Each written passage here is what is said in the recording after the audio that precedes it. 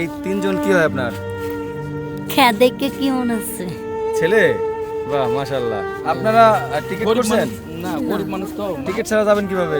ওই গাড়িওয়ালার বললে গাড়িওয়ালা নিয়ে যাবে। টাকা লাগবে না? আর টাকা চাইলেও টাকার কোনে পাবো? টাকা নাই? ওদেরকে খাওয়াইছেন কিছু রাতে? না খাওয়াই নাই, একজন হচ্ছে যে দুটো তিনটে পুরি দিয়েছে, ওটা খাওয়ানো। একজন তিনটা পুরি দিছে, এগুলো খাওয়াবেন খালি? আহা, তাহলে ওর তো ক্ষুধা লাগছে। বাবা তোমার ক্ষুধা লাগছে? ক্ষুধা লাগে নাই? দুপুরে কি খাইছো? ওরা যদি পেটে যদি খিদেও থাকে, কেউ যদি জিজ্ঞেস করে কিংবা সেদে দেয়, কোনোদিন নেবে না। তোমার ক্ষুধা লাগে নাই? দুপুরে কি খাইছো তুমি? কি দিয়ে খাইছো? মাছ দিয়া? সত্যি মাছ দিয়ে ভাত খাইছে?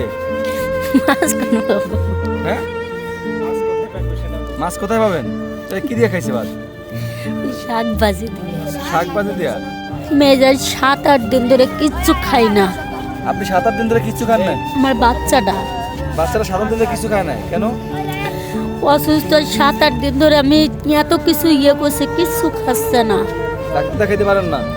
না। চুয়াডাঙ্গা চলে যাবেন, বাড়িতে গিয়ে কি করবেন? বাড়ি যেয়ে দেখি একটু সে যে কোনো জায়গায় কিছু করে ছেলের মেয়েটার একটু ডাক্তার মাক্তার দেখাইতে পারি কি। ঢাকায় পারেন নাই দেখাইতে, বাড়িতে কিভাবে দেখাবেন? এখানে তো মনে করেন যে তুমি 700-800 টাকার ভিজিট, 1000 টাকার ভিজিট, এগুলো তো আর আমি পারবো না।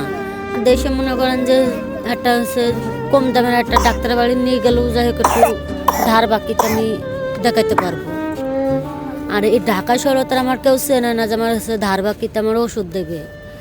আর দেশের বাড়িতে মনে করেন যে আমার সবাই চিনে, আমার দেশের বাড়ি গেলে পর আমি যেখানে যাবো আমি সেখানে আমি ধার বাকিতে পাবো।